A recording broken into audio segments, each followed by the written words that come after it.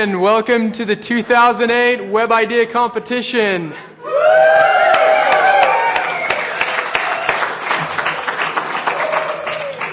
First and foremost, I have to say some of these ideas are amazing. I don't know if some of you guys were at the kickoff, but I mentioned a few times that we wanted to see the next Google or YouTube come out of BYU, and I definitely think that we have some awesome ideas that are going to get to that level. So let's give a round of applause for some of the contestants.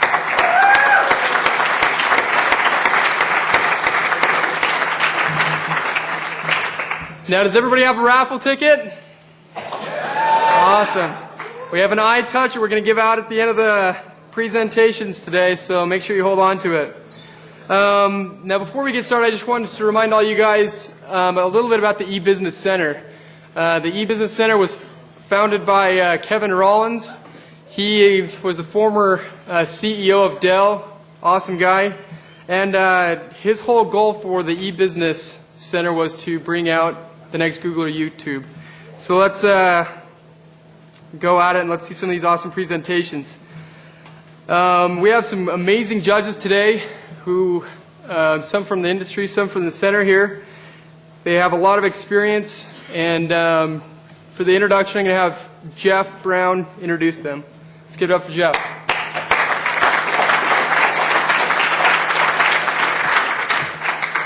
All right, thank you very much. Really quickly, I'll introduce our judges for the competition. These gentlemen have years of experience. They've done it, they've started businesses, and they know what it takes to take it the distance, as Tim was mentioning. So I want to quickly introduce them to you. Jeremy Hanks is an entrepreneur and founder of several successful technology companies. His most recent venture is Doba, which he co-founded in 2002 and is its current chairman and president. Jeremy, if we could have you stand real quick, give him a round of applause.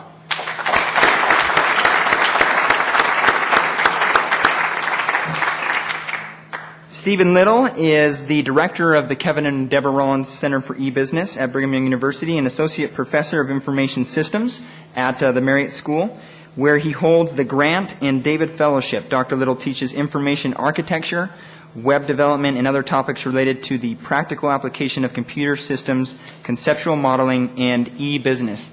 And he's a great friend of mine. So, Steve, if you could please stand.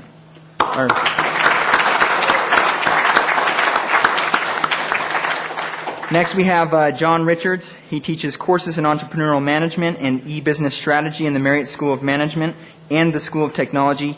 He is the managing director of our center, where he serves on the advisory board, associate director of the Center for Entrepreneurship at BYU, for which he is a gold founder and associate managing director of the Center for Economic Self-Reliance. And he is a wonderful mentor. If you have an idea, he is great to meet with and has been really willing to give his time, and we have so appreciated him in the center. So let's recognize John.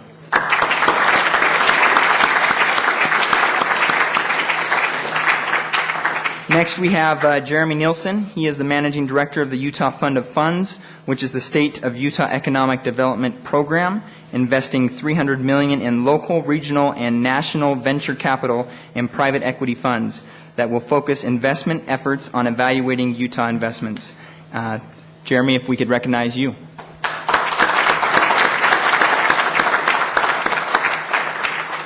All right, those are our judges for the day, and I'll turn the time back over to Tim to introduce our finalists.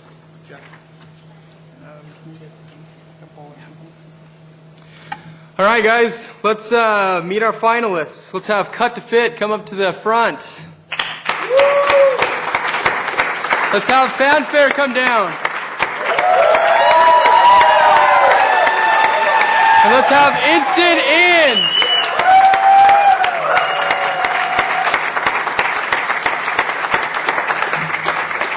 All right, Cut to Fit. He is Owen Merkling. Right, Owen. Fanfare was put together by Brian Henderson and Ryan Wilson.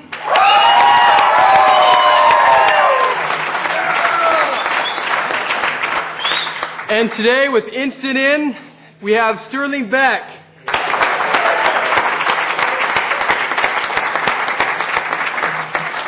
All of these teams have put a lot of effort into presenting to you guys today. But before we get started, we want to make a random decision as to who goes first. So Jeff is going to go ahead and let's have Owen. All right, Owen, who's going first? Fanfare. Let's give it up for Fanfare.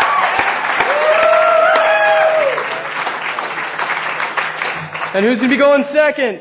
Cut to fit. Cut to fit. And third, we got Instant In. All right, so this is how we're going to do it. We're going to have Fanfare go first, and we're going to have the other teams walk outside just so that we don't have an unfair advantage. And let's go from there.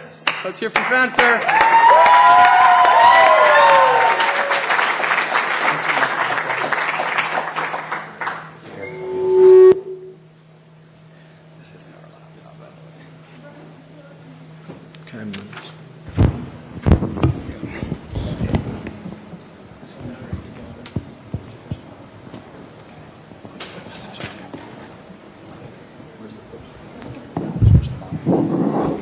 You can turn off this mic.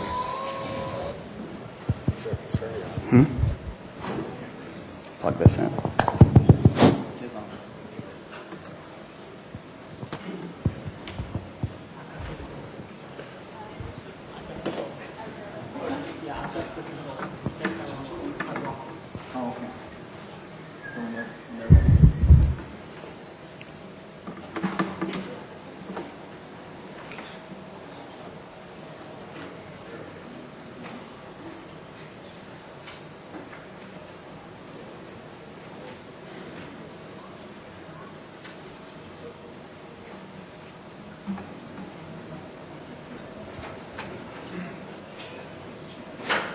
Hey Jeff, how do I get the O here?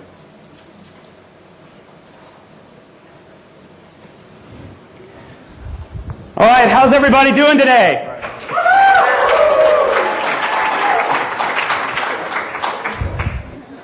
I want this light back. You'll get it back. I kicked it. Oh, jeez. Does anyone know what's going on here? Tech?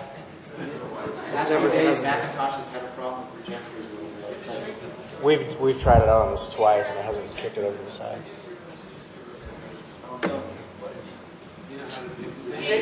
Change your resolution. Do you want to come and help us real quick? Oh, okay.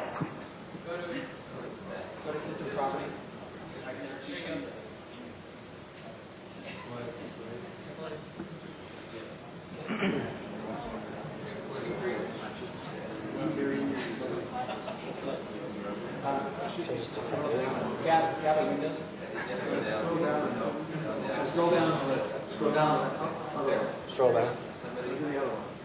Back. If someone knows what's going on, if you'll come up and help us, that'd be great. We've practiced in here a lot of times, and this hasn't happened yet. So 1024 by 768. Scroll up a little bit. 1024 by 768. 60 hertz.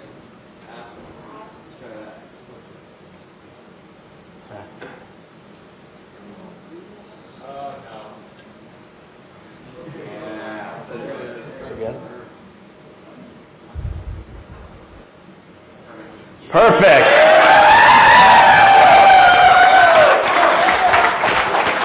See, we plan to hire tech people. That's part of the message here today. I am so excited to be here. I hope and I believe that we are about to make Kevin Rollins a very proud man. My name is Brian Henderson. I'm a first-year MBA here at the Marriott School, and this is my business partner, Ryan Wilson. He's also a first year in the program with me. And we are delighted to introduce to you Fanfare today. About 3 years ago, as a passionate music fan and a concert promoter, I promoted a local show in Salt Lake City, and I grossly overestimated the number of fans that I could get to see this artist perform. The result was that I ate it in the shorts and had to pay a lot of money out of my own pocket to cover the cost of the show. I vowed that I would do concerts again, but that I would find a solution that I could share with other people who loved music and concerts as much as I did, so that the same problem would not happen again. So we are delighted to introduce to you today Fanfare.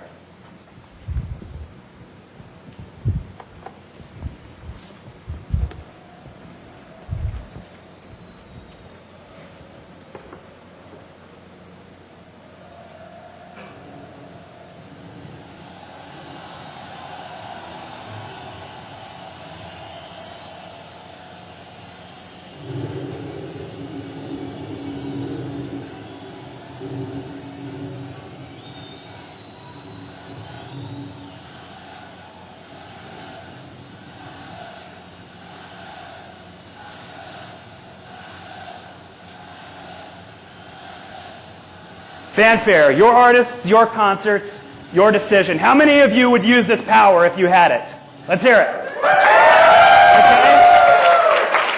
So what is Fanfare? It's very simple. It's an online platform that we are currently developing that is going to fundamentally disrupt the entire concert promotion industry by inviting communities of music fans nationwide to come together and demand the concerts that they want to see from their favorite artists on their own terms, to see who they want, where they want, and when they want.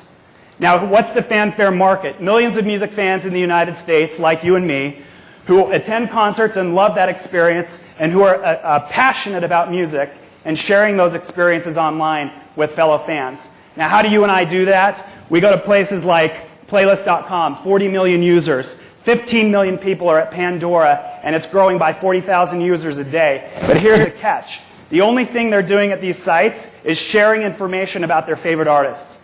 Fanfare is going to take it a step further and invite those fans to come together and demand concerts from those artists in their communities, and we're here to help make that happen.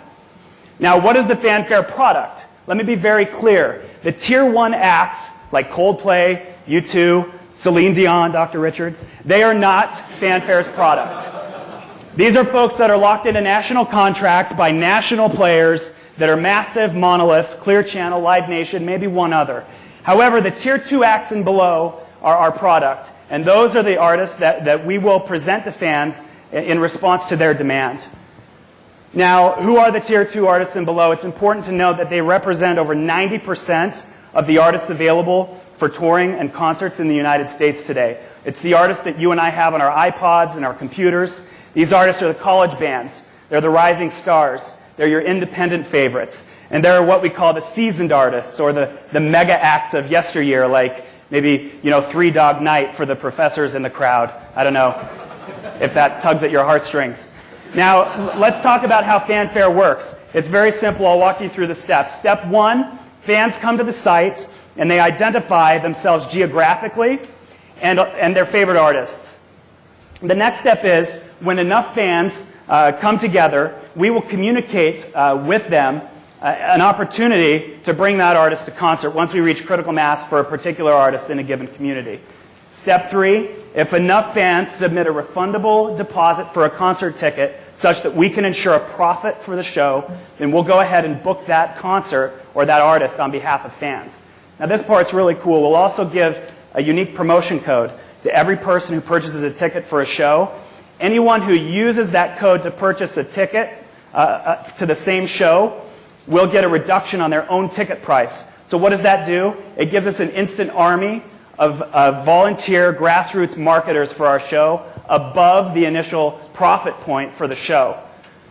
And then finally, satisfied fans, after a Fanfare concert experience, will spread the word virally. Now, what is the revenue model? It's very simple. Every show that Fanfare books will earn a profit, or we won't book the show.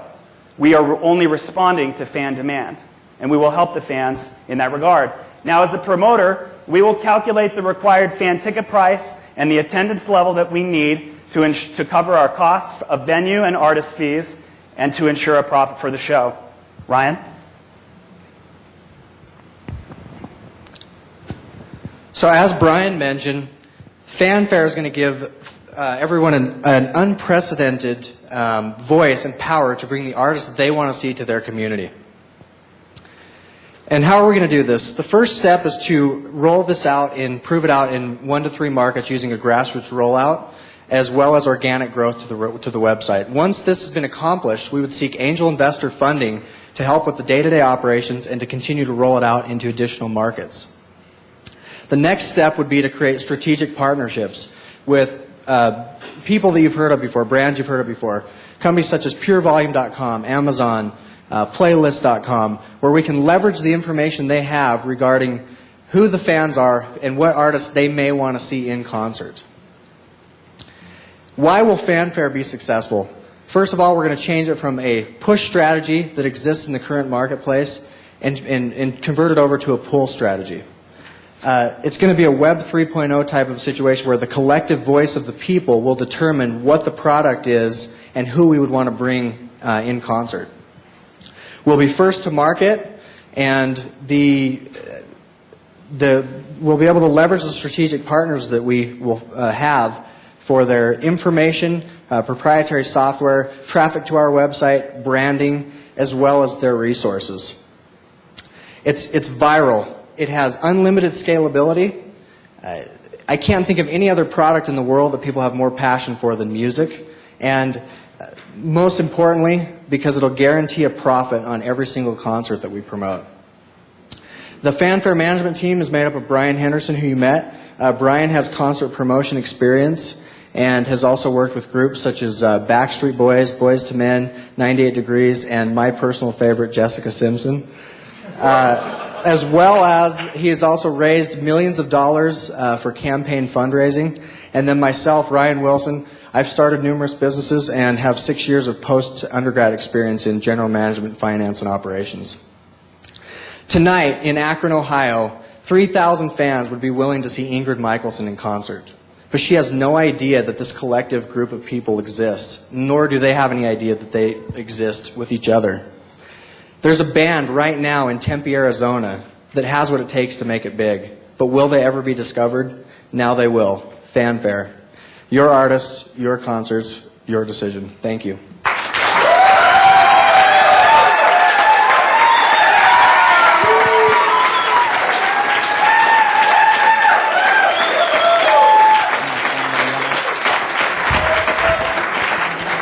Ready for some questions? Sure. All right. So, good job on the presentation. What's the time lag from when they make the deposit to the actual event? How long are you envisioning that time frame? And my follow-up question will be, if it's a long time or too long, how are you going to get the youthful buyer to give up that cash and that use of that money for that long if it's longer than when they buy a Ticketmaster ticket now for a regular event? If it's shorter, that's great. Sure. We've talked about this. We expect that it's a 2 to 3 month process, not having done it before, of course, subject to change. And the other piece to keep in mind is that it's just a refundable deposit. It's a nominal amount of money for them to sort of throw a stake down in the ground and say, I'm willing to pony up the money to come to this show when we book it. Right. It's not a full ticket price. Let's make sure they heard the question. The follow-up question was, it's not a full price. What percentage of the ticket price will that deposit be? It depends on the artist and the demand for the artist. But let's say, if the concert ticket's $20, then we'd ask for a $5 deposit, something like that, 25%. Couple questions. Yeah, how do you? I get the idea that there's exclusivity in this business with the big acts and companies like Live Nation. What about venues? Like one of the things that I've hated about Utah for so long is that for the longest time I had to buy from Smith's Ticks, and they basically had locked up all the venues, and United Concerts is like the exclusive promoter for eCenter and things like that. So how do you guys get around that piece of it outside of the actual exclusivity that the act or the band may have? But what about the venues and those kind of things that are tied up that way? If you want to answer, it's been my experience that only the arena or stadium size acts have these kind of exclusivity agreements. So really, it's not a concern of ours for the model that we're rolling out. So like you could go to the Depot, but you wouldn't be able to book an act for the eCenter potentially. Right, at Something that like level, that. no, we Okay. wouldn't start out at that And size. Last question is the name Fanfare. Mm-hmm. Fanfare.com is owned by SanDisk. Is that it? Right. Okay. You want to talk about the beta? Yeah. We've been contacting them about purchasing it. So and obviously, we haven't even decided for sure that it would be fanfare.com. So. How many people in your research are frustrated with the current system? How many people in here are frustrated with the way that concerts are brought to you based on the artist that you would like to see? All the hands went up. Yeah, most hands.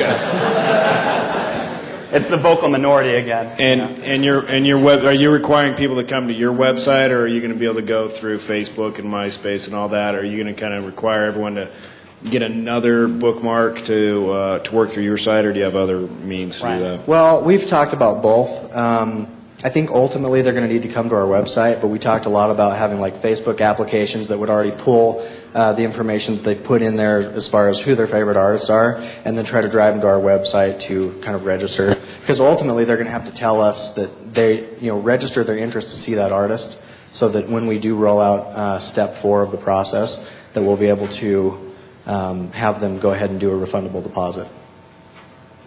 Okay, John has a question.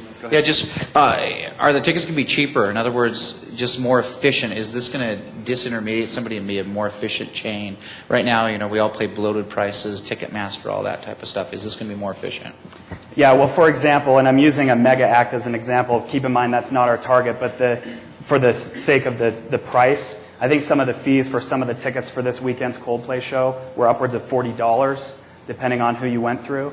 That's one of the major points, and I'm glad you brought that up, of this whole idea, is that we can partner with these artists to pass on some of that cost savings to them, so that that it'll be worth their while to partner with us and come to the show. So absolutely, it will be more competitive. Look, our ultimate goal down the road is to knock Clear Channel and Live Nation off their keisters, because I can't stand them and they need to be stopped.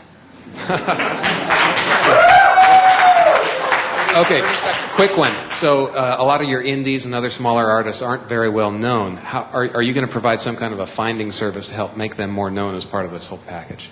Yes, a couple of the companies that we put up there earlier, Pandora for one, would be a great one to partner with, to tell us, or to help the fans identify other artists that are similar to the ones that they already like, as well as maybe an Amazon.com for their proprietary software, as far as helping people identify other things that maybe like what they already like. All right. Thank you, fanfare. Thank you.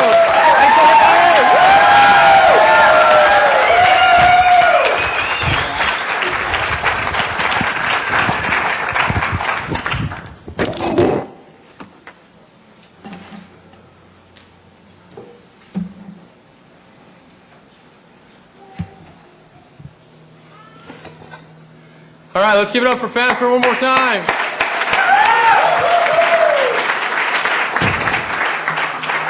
All right, guys, before we get started, we're going to raffle off a few thumb drives.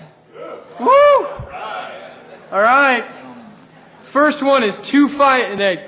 Before I scream out the lucky number, once you win, just come down and claim your prize. The winner is 257355. Woo! Next winner is 257359. Anybody? Yeah. And the last one, 257412. Anybody? Let's give it up for the winners.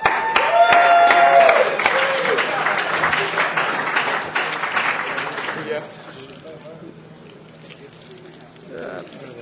The two. Thanks.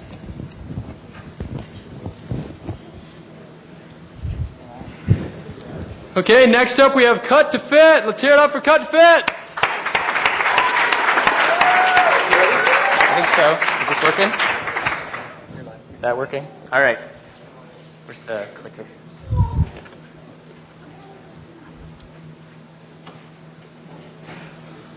All right, hello, my name's Owen Merkling. I'm here representing CutToFit.com. CutToFit.com's purpose is to create a mass market pattern customization service for those who create and make their own clothing. Cut to Fit has the opportunity to revitalize a growing industry that has been using the same business model in the way they sell their patterns since the 1920s. So it has a great opportunity to have to increase the ability of the craft market, of the craft industry, to sell what they make. So for an example, Let's say for Halloween I wanted to be the Joker, right? Everybody loves that movie, great movie. However, the Joker costume, you can't just go to the store and buy it. And you can't just find a pattern so you can make it yourself. So you're forced to search for the pattern yourself. And that involves a lot of using online search engines that are inadequate for the need, or going to a craft store and rifling through folders and packs of patterns looking for what you want. It's a time-consuming process, and it often involves finding many different pieces to buy and the size you need. It's very confusing and it's very hard to do. And if you finally do have the pattern, it often has many lines and confusing marks and things like that. So Cut to Fit is planning to provide a service where we can cut out most of this hassle, most of this problems to the consumer. So we plan to do that through the following service. One is a large online library of pattern pieces. Consumers will go there, they will log in, and they will make their own measurement profile online. Then they will use a drag and drop system to assemble the costume or the clothing or the ensemble that they wish to make. Then they will be able to see what their final product will look like through rendering and computer graphics. They will have the ability to alter that pattern, and at that point when they order it, we will provide them with the pattern custom printed to their size, matching their online measurement profile, with a specific materials list, and with clear instructions that they can use. On top of that, because of the web and online nature of this, it is a great place to provide an online community for people to share their creations and for people to share tips and knowledge on how to make these costumes and these clothing. Our target market, one of the target markets is the home fashion market. People create their own clothes for many reasons. One, because they are inspired by designers, but they can't afford the clothes, and they have the desire to make their own clothing. They desire to be individual. They don't want just the same t-shirt, the same dress, the same skirt that everybody else has. And they have satisfaction in creating. Also, it might be a philosophical need. They have concerns about modesty. They have conservative outlooks, or any number of different philosophical points on that same line. Or they are worried about the environment and the economy. For example, people who don't like the fact that clothes are made overseas, or they don't like supporting large businesses in that way. So they prefer to make their own clothes and make their own statement in that way.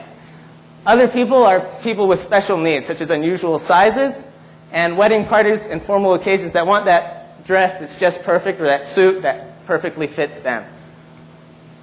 Another large market is the custom costumer. These include theaters, they include film, but those usually have a professional doing this job. We're looking more at the community theater, or at a growing area, which is the convention and the historical festival attendees. There's a huge culture in these events of creating your own costume and wearing them, and people want a unique costume and one that fits them well. These are growing markets. For example, in these places, at the Anime Expo in Los Angeles, 41,000 people attended this last year, and they have an annual growth of 25%. At the Texas Renaissance Festival, 300,000 people attended. As I said, these are growing markets. 30,000 people attended a sewing expo in 2006. Retail stores report increases in sewing machine sales. And many newspapers and many places that offer sewing lessons are showing an increase in people interested in crafting and sewing their own clothes. So the result of that is that there are millions of people in the United States and worldwide who are interested in making their own clothing. To go with that, Cut to Fit has a couple of advantages. One of those advantages is that we provide unique services. No other company provides all of these services in one place, and the industry does not have any sort of standard way of providing these services to their customers. We have an increased convenience and customer satisfaction. Because people can get exactly the pattern they want, they're more likely to come and get more, instead of attempting to reuse the one they've already bought. They can just come back and they buy it. There's a loyalty and a customer return that becomes from having this increased service. We're effectively using technology. The craft market is one that hasn't picked up on the use of technology, And this is a great opening to be able to provide that technology. And also, there's no direct competition to this kind of service. And I'll get into that on here on the next slide. We can avoid competing with other companies, one, by partnering with the people who provide patterns already. We can go to them and say, we will digitally store your patterns and sell them to other people, and then just pay a royalty to them. We can instantly have a library of thousands and thousands of patterns and not compete with these companies that are already in existence. We don't have to compete with craft stores because we can provide material kits and lead generation for them. Someone comes to our site, orders a pattern, we give them a materials list, and we provide links to places where they can learn about those, where they can buy those materials, or pre-made kits with zippers, buttons, cloth, everything they would need to make that pattern. Along that same line, we can provide in-store kiosks. Instead of shipping the pattern to them, they can just go to a store, have it printed out right there, and that store can at that time know what else that customer will need and have the opportunity to present them with what they need and to sell that to them. The core management team would involve one software engineer, a web designer, and a head of marketing and sales to take care of these relationships with these other companies. The initial cost is a little steep. Developing the software can be expensive, $300,000 to $400,000, I believe. However, these patterns can be sold at $400 to $500, and even if we use a low estimate for the number of patterns sold in the first year, that's quite a bit, and there's a huge markup on the pattern, so that leads to a large profit margin in this business. And that's cut2fit.com. I'm excited to present that to you, and I know that it can be a great success because I know many people who make costumes and patterns in their own clothes, and I've made them myself, and this would highly benefit anybody looking to make their own clothing. Thank you very much.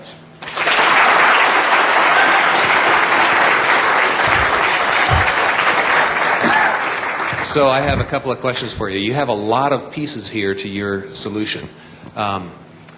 Do you have a strategy for what you're going to roll out first and what features you'll add on later? The first thing, go back here. I kind of skipped over it. I can't get that to go back. One of the things I showed on there was a pattern building software. Right. That would be something that you could sell to somebody and they could make their own patterns. That would be the first thing to develop because it would be the key to loading in patterns from these other companies and things like that. That can start to be sold immediately while the web service and the web online library could be built with that as its core behind it. And one of the things you mentioned that would be related to that is the ability for the consumer to see what they might look like in the pattern. Yes. And there are some services. I remember seeing Land's End, for example, had a virtual model that, and they'd make it a little bit pudgier than your typical person who had the dimensions that were plugged in, just so that they'd be conservative in what they were projecting. Is that a piece of technology you can buy, or do you have to build that piece? It depends on the company that made it. They might be willing to license that to us as something that we could just buy and use. Many of the graphical elements do exist and could be bought or put in as part of this system. Okay,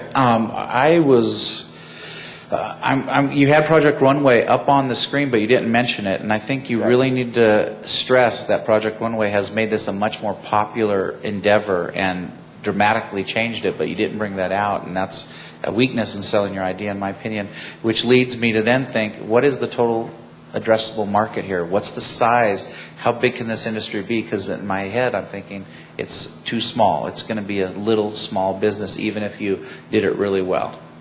I'm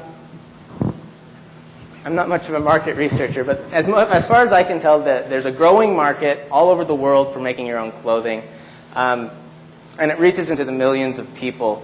I do not know an exact number for that. It's not my area of expertise. But How many patterns are sold each year from like Simplicity or some of those other companies? I couldn't find a report on that. That is a weakness in my plan. Growing up, my mother used patterns. My wife does for the kids, and it's one of these industries where it's kind of copyright strong, kind of like music before online, and basically you're trying to develop a legal Napster for patterns, is what I can gather here, where where you can get a pattern online and actually make it work for you rather than buying a CD from the store. I want just one song, or I just want this one vest. There seems to be a lot of labor behind this. Right now they print them on paper and sell them through stores. Are you going to be able to get these current patterns already and upload them digitally, or are you just going to have to start from scratch and just have people make patterns? Hopefully we can be able to partnership. Like, we would provide royalties to these other companies for the patterns they provide. It's also an online community, so hopefully there can be that people provide content to it, so it'll build by itself. So if we can get a good core of patterns, hopefully it'll build by itself without a copyright. And do you have a vision of having a software package where I can just go in and plug in all my stuff and say I want a vest, and I can start picking and moving things and develop a pattern? Or yes, that's the idea. The way the clothing industry works is they have a base pattern in which a whole line of other clothes is presented. So all we really need is that base pattern and provide that to the user so they can do that themselves and go in the own direction that they want. So as long as we can get that small core of base patterns, it can take off from itself from there. So, quick questions. If I were to go buy like a simplicity pattern, there's probably going to be, say, 4 or 5 sizes, right? And right. I'm just picturing a pattern in my head. Are you trying to solve to like infinity?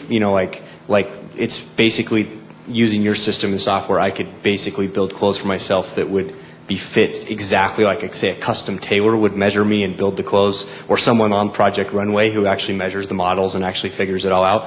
Or are you kind of trying to do more of a mass customization where instead of 4 sizes, there's 10 sizes with more combinations to make it work?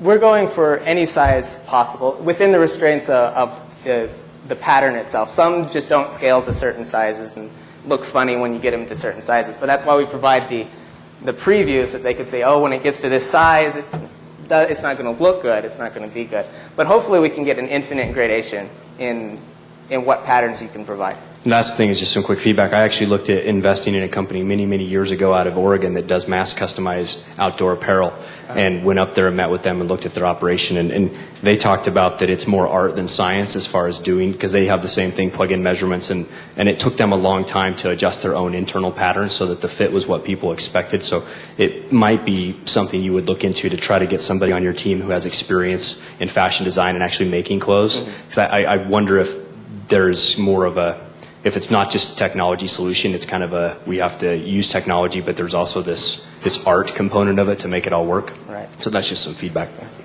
We're done. Okay, thank you. Cut the fit. Thank you very much. Thank you. Do you want us to go back out? Do you want us to go back out? Just staying here? Or you're fine?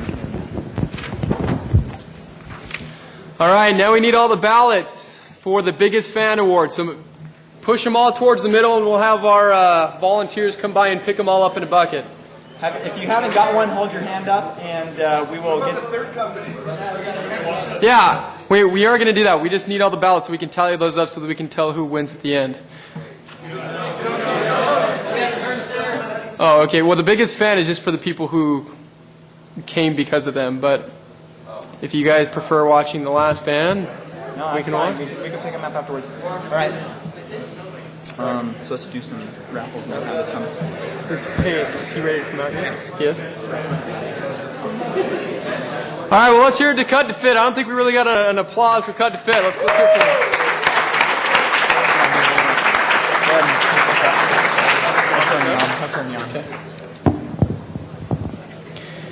Okay, we're gonna have another raffle for some more jump drives. Let's do 3 more.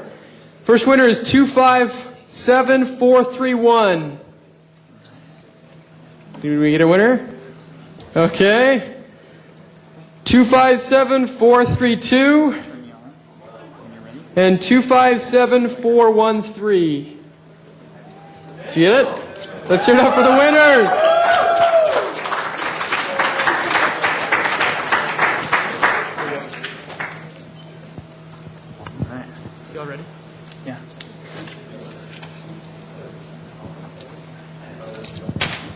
And let's hear it for Instant In.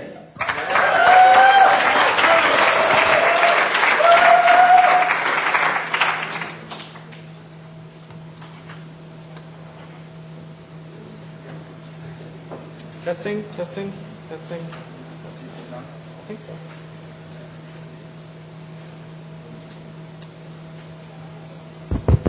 Testing. There we go. All right. Everyone can hear me now, I hope. On times. All right. Today I'm here to get you all excited about one of the most exciting things you can possibly be excited about. Yes, I'm talking about reservations. Yes, reservation management. I'm joking. But I will tell you all how I got interested in reservations and their management thereof. This past December, I spent Christmas at a bed and breakfast. It was very nice in Mendocino, California, courtesy of some in-laws who actually own a bed and breakfast. And Christmas Day, they came to me frantically saying, "Sterling, you know stuff about computers. All our reservations are down," which is not a good thing if you run a bed and breakfast during the holiday season.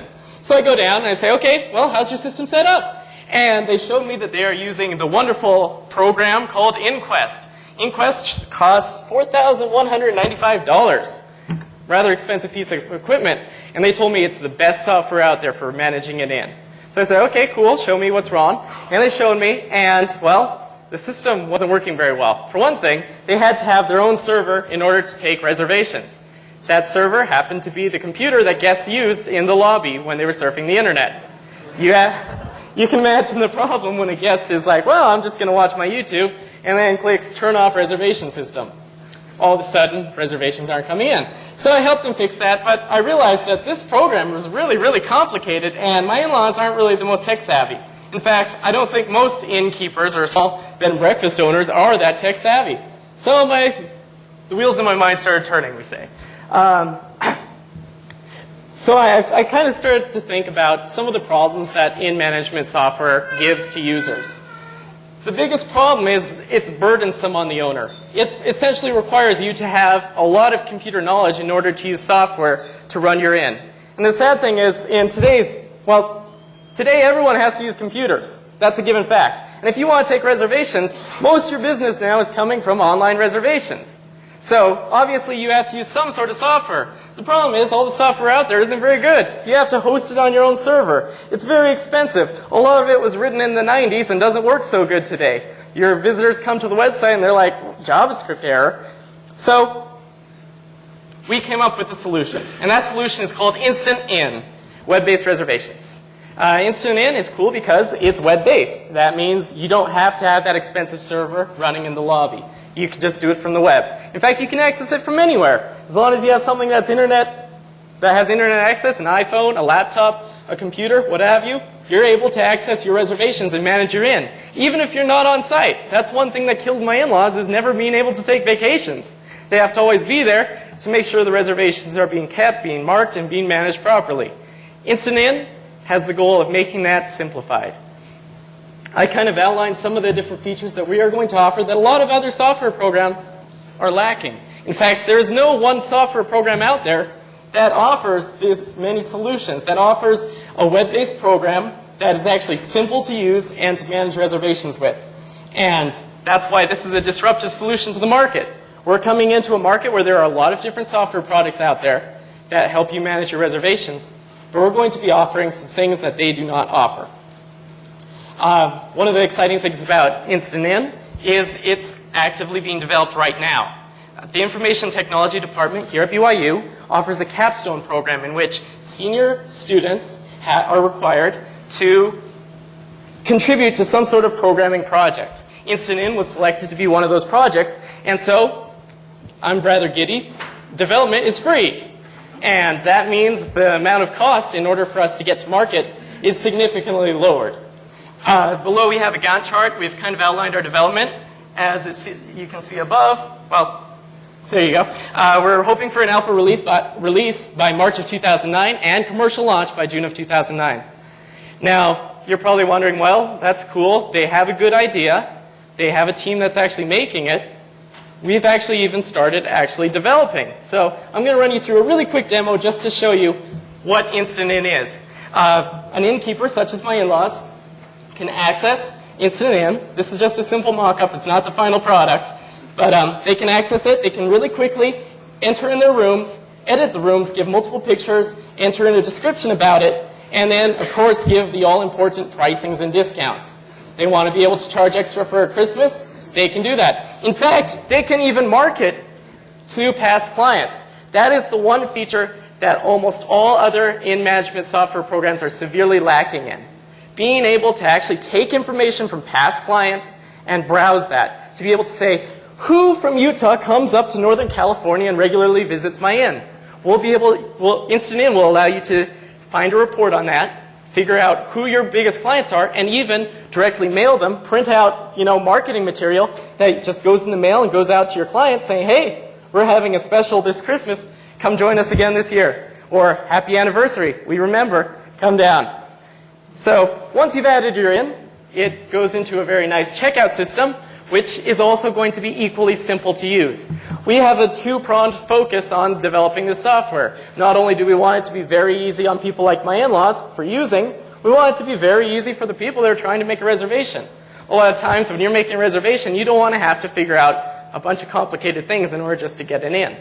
We have tried to simplify that process as much as possible by making it a 4-step process to check out. You add an in, choose a date. Get to go through this real fast, but it adds it to your checkout card on the side. We even allow you to add multiple inns or multiple rooms on multiple dates. So let's say that you want to switch to a different room midway. With our software, that's not a problem. A lot of other software products make that impossible or overly complicated. One of our key focuses is being easy to use and easy to manage. So you go through, you enter in your contact information, and here's the fun part. We even allow you to put targeted items up there to add as a package. My in-laws offer, robes to anyone that stays at their inn if they want to pay an extra $100. There's some nice markup there. Well, we make it part of the checkout process so you can actually add a robe to your cart as you're checking through.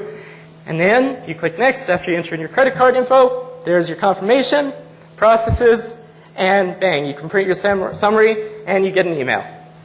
Well, this is all exciting. We've got a simple product, a simple demand, and a simple solution. You're probably asking yourself, well, what about the money? So we'll jump into that.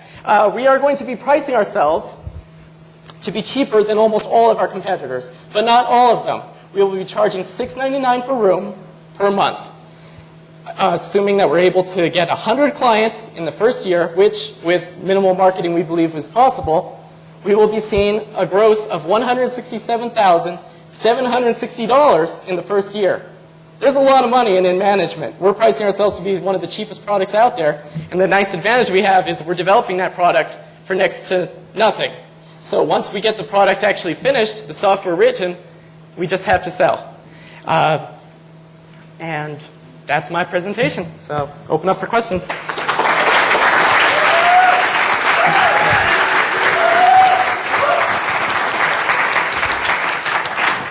So since I'm holding the mic, I'll get the first question. All right. So you've talked several times, you've mentioned the fact that you're going to get this software developed for next to nothing. Is it your experience that student software will be of sufficient quality to sell commercially? I actually believe that with the team that we have, that we are going to have software that's ready to enter beta by the end of the semester. I do not think that it will be ready for actual launch, and we are budgeting funds to actually take the next step, to be able to bug fix, to be able to actually, develop. And we actually have a couple of inns already willing to help us beta test with that. Okay. So that will kill bugs. And are you going to owe a royalty back to the IT department? No. Okay. Thankfully. One quick question. You mentioned in there that one of the features that would differentiate your software is the idea to market to past clients. Yes. When you said that, to me, I guess the concern radar went up a little bit, because when you say that, you're basically going into this rabbit hole of CRM, customer relationship management. And I think that, I guess my question to you is that more of a pain to the inn versus the reservation component? I mean, where is the pain that they feel? Is it being able to do marketing and customer relationship management, or is it the reservations? Is it a combination of both? And if it's both, is it 50-50 split? Because I think that'll have a very heavy impact on actually what you guys build on your roadmap. So which pain are you trying to solve in phase one? That's an excellent question. I would say the biggest pain is the configuration and the day-to-day maintenance. Having to be able to actually install software is a pretty hefty thing. for a lot of inn owners. As far as the marketing, we intend to make that as easy as possible. I do understand there are a lot of CRM products that are a lot more in-depth out there, and we are going to take a simple approach, just making it so that you are able to actually email people for their anniversaries, send them a quick offer. We're not going to make it a CRM product at its heart, though. I hope I didn't miss this, but there's two key questions. What's your target market size of an inn or a bed and breakfast? By number of rooms, let's say, and what's that range that you're targeting? And then what is the competition? There's got to be some other software besides just one that's out there that's server based or desktop based as versus having a web based solution. So what other web based solutions are out there, and what's your target market? Are my two key questions. To answer the first question, as far as other web based software programs out there, we have actually researched them. There are 7 other ones that do offer web based software for managing your inn. We have actually used the demos of every single one of them, compared their prices, and actually done our research on figuring out what features they're lacking in. For your second question, you were asking, could I have you repeat that just real quick? The size of the market. The number of rooms, your target market. What range, low to high range? From 0 to 100 rooms, the average is going to be 20 rooms. We've actually, every team member in the development process has actually had to interview an inn and kind of get a feel for what their needs are. So since you had an answer of 7 competitors out there that are web-based, what's the number one thing that's going to make you stand apart and have a competitive differentiation from those other 7? Simplicity.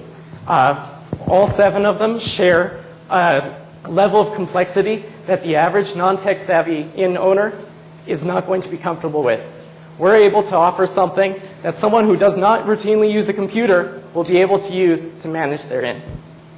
You mentioned that one of the problems your in-laws have is being kind of tied to the inn, and this allows them to kind of get on the web and access it. I didn't quite see the features that you were offering within your simple product that would allow them to not have to worry about sitting at the inn all day long. Okay, the primary feature is being web-based. So that is, you don't actually have to be there maintaining the system. For example, InQuest, which my in-laws use, it only has one terminal, the server itself. So unless you're sitting right there, you cannot check in people, you cannot take reservations over the phone, and you cannot take online reservations and process them.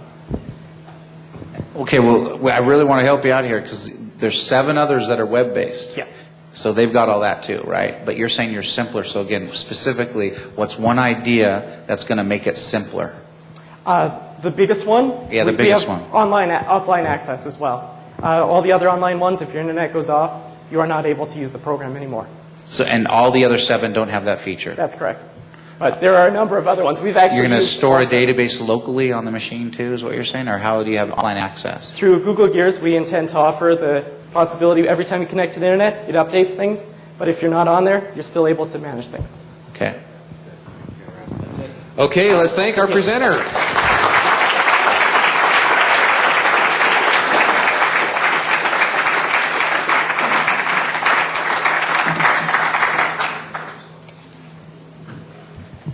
Okay, now we're going to, after listening to Instant In, we're going to collect all the ballots. So let's push them all towards the stairs. We're also going to be having the Audience Choice Award. If Jeff is out there. Not seeing Jeff. Is Jeff out there? No? Okay. Well, let's push all the ballots to the center. And the judges are leaving to discuss the different ideas that have been talked about today. And while we gather those ballots, let's go ahead and have another raffle. Okay, the next winner is 257329, 257408, and 257394. Come claim your prize.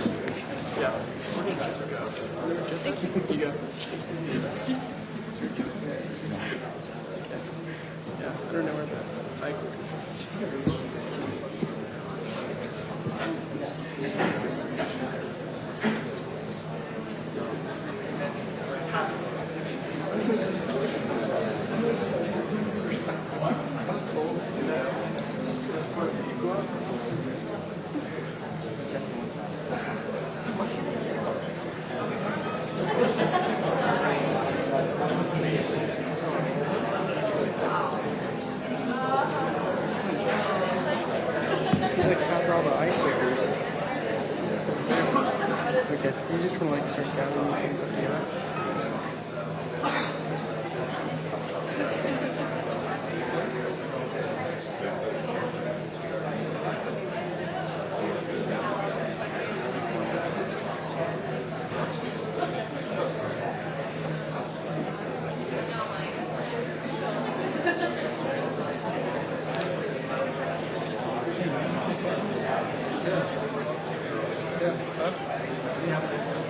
What was that?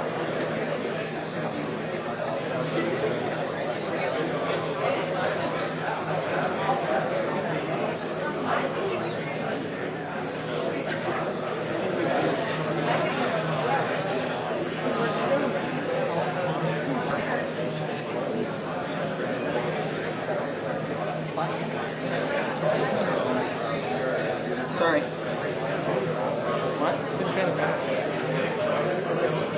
Okay, go start handing those out.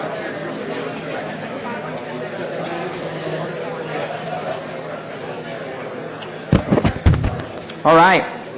Sorry about that little delay.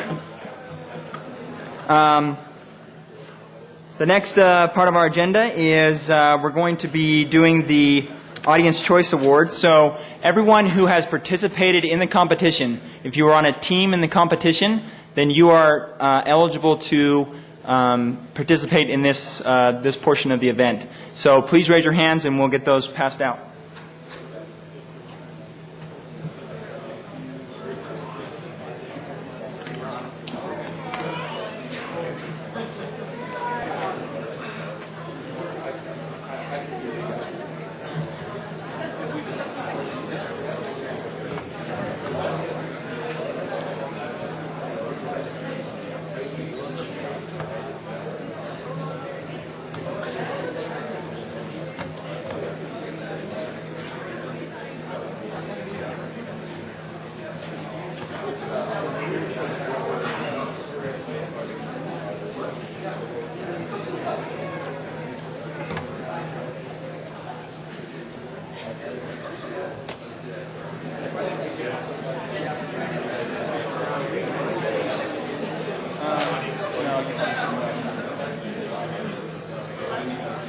All right, does everyone have an iClicker? If you still are missing an iClicker? Okay. Still got some down here.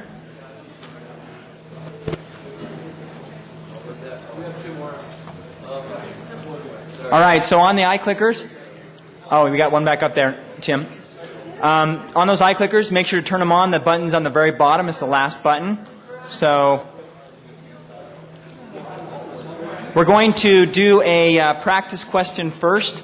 So everybody, and there's going to be an error after this, so I'm going to have to clear it out. I practiced it ahead of time, and there's an error. So anyways, here is the practice question for the Audience Choice Award. So everybody gets to participate in this round.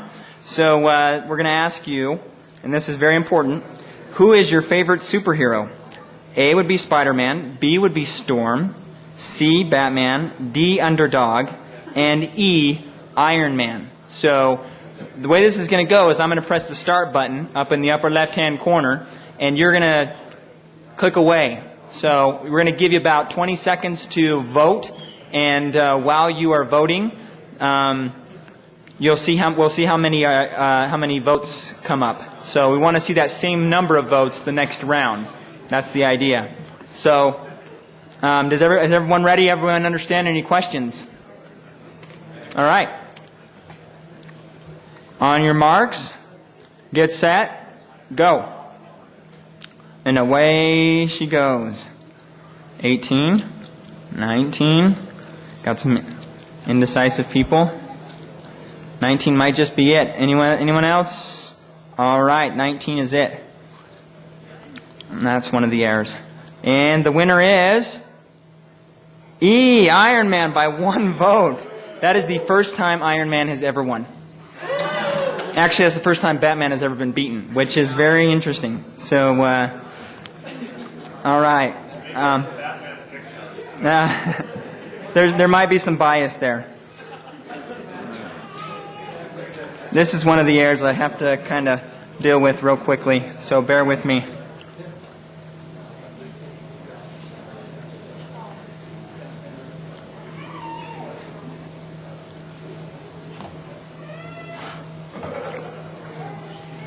All right.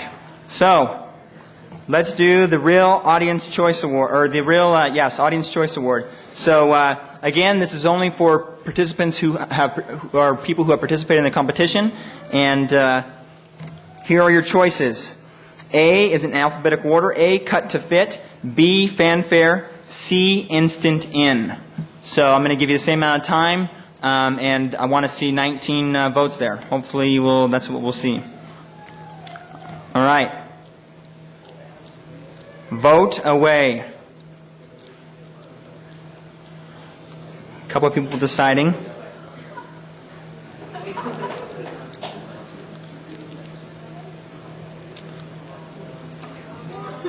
One more. Oh, there it is. All right.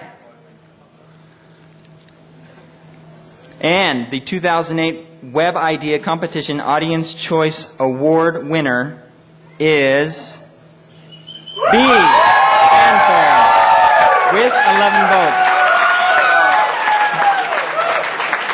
We can get that team to come on down. We've got a certificate here for them. Fanfare, come on down. That is an additional $200 prize. Yeah! Donuts for everybody. Yes! We're going to get those signed right after. This makes up for that slide in the 9th grade spelling bee. All right. Congratulations, Fanfare. Now we're going to go. Thank you. We're going to move into the biggest fan support. So I believe we've already collected those. And we have the, do we have the results? What's that? Okay, so come on up and whisper it in my ear. Here we go. Here we go? Yeah, go ahead.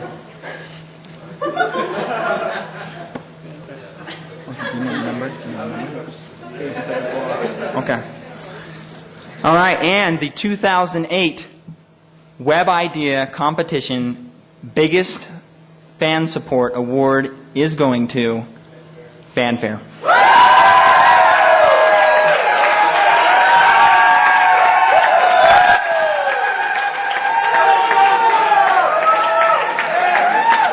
Come on down, Fanfare. We will give you some more certificates. That's another $200 prize, so that's double donut. Double donut duty. So, not in front of all these people, Greg. All right. Thank you so much, Fanfare. All right. You guys want to do some more raffles? Let's do it. What? Yeah, while we're doing that, if you want to move your iClickers to the outside of the aisle so we can start collecting those, that would be fantastic. Madison, if you will do the honors of choosing, we'll give away some more, let's give away, let's see. We got a white polo here from the eBusiness Center. So this is nice thread. Nice thread. So the winner is 257391. 257391. No winner? All right. You missed out on the threads. 257373. And there's our winner. Let's give him a round of applause. There you go, ma'am. All right.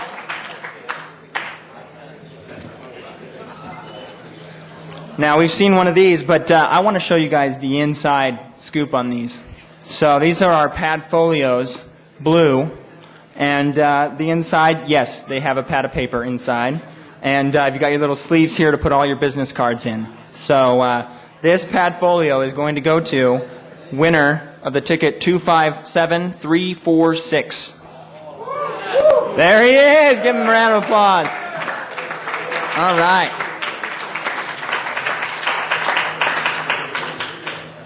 And I think our judges are back. So without any further ado,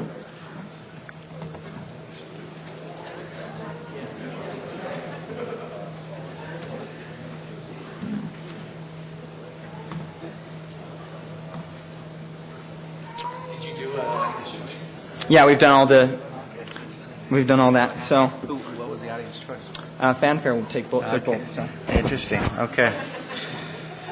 All right. Well, this was very interesting. We're going to do a little teaching while we announce the winners here. So, want to let you know that it was really a tight race, actually, for second and third. And I'm going to teach a little bit by sharing some of that information on here. So, third place of the 2008 Web Idea Competition here, and I thank the judges for coming today and spend their time. Let's give a round again for our guest judges.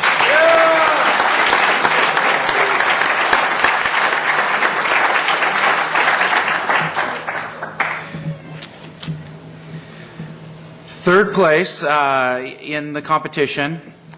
Yeah. I'm not sure they really want to know. They don't. You guys want to know? And winner of, is it $1,000? $1,000 is Cut to Fit. Now let me tell you about.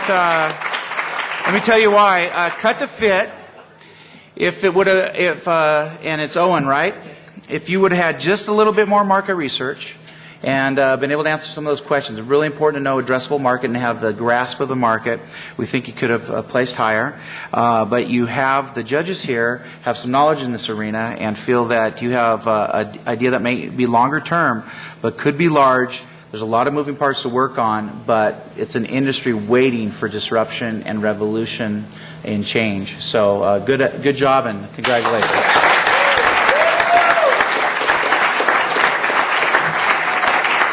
Now, second place. Should I do second or first? First. But I want you to listen to second because I want to explain it afterwards, okay? All right. First place and winner of the 2008 Web Idea Competition is Fanfare.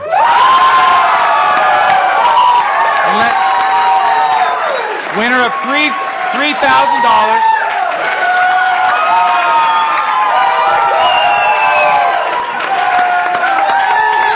Now let me explain. I was a teacher. Let us explain. Fanfare is a truly disruptive idea. It's large in scope. And interestingly enough, music is a large industry. It's one to attack it. This is a disruptive idea. And platforms exist to easily launch this. We actually feel, the judges, that you don't need fanfare.com that much as making sure you capitalize on all the other platforms that have opened up their APIs and application platforms for you to access and really reach the target. This is a big idea, and if you launch it and do it right, we feel there's great potential to this idea. So congratulations to Fanfare.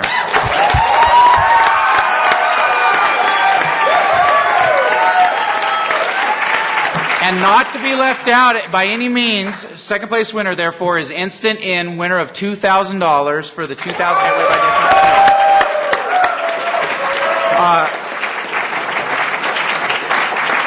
Instant In has two issues that took you out of first place. And that is, the niche is a little small. We did some calculations by what you represented. We like to see big markets. And Jeremy will tell us from Utah Fund of Funds, a VC, a big idea is $1 billion or more is what the total market has to be, and yours is just, unfortunately, by our calculations, substantially less. Also, the 7 competitors, we needed to know a little bit more about how you were going to stand out, and the simplicity was important. But we will tell you that we think you can get to revenue. We do think that this is a place where you could dominate if you implement with excellence. So, good job, Instant In.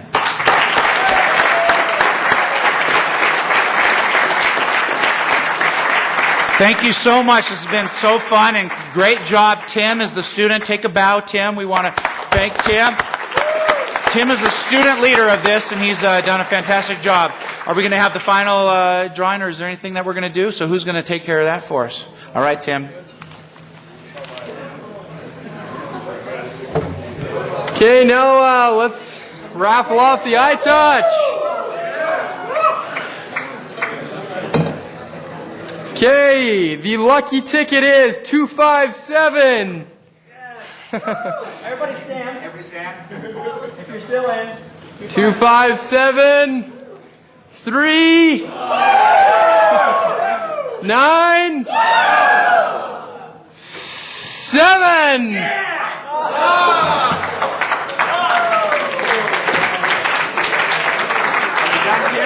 Yeah, that's it.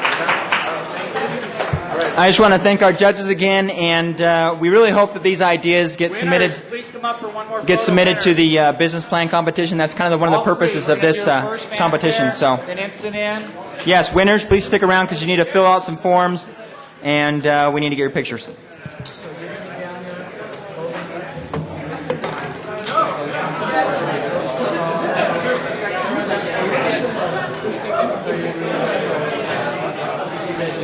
Hey, Jeff, we need you at the photo. Oh, wait, no, we got it. What team? What team is I let you down. Everything went so great until Jeff was gone missing. I realized I ran out of paper for crayon, so I had to go buy some more from the little copy center. And they were just like, "You want this paper?" And it's like, it's so slow.